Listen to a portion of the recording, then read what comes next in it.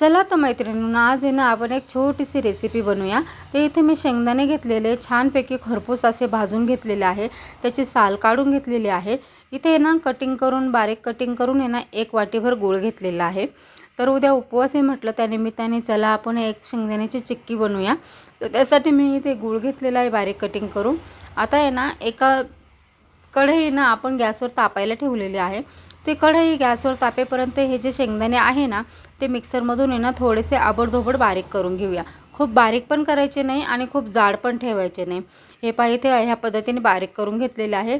इथे कढईमध्ये आहे ना मी 2 चमचे आहे ना तूप ॲड करणार आहे। तूप आहे ना छानपैकी आहे ना वितळून द्यायचं आहे। ह्या पद्धतीने बघू शकता तुम्ही इथे।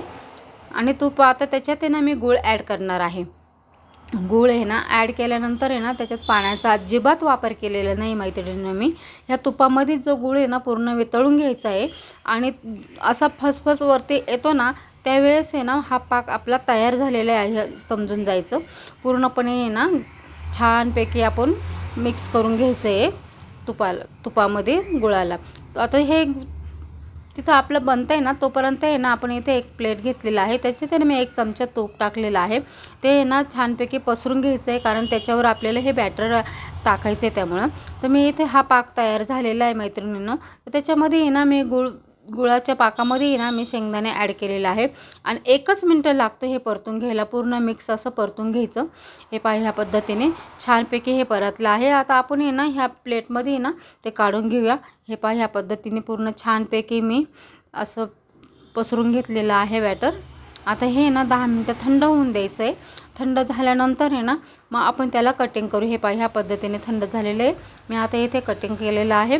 इतके छान असं मस्तपैकी हे पाहू शकता तुम्ही असे कटिंग झालेलं आहे।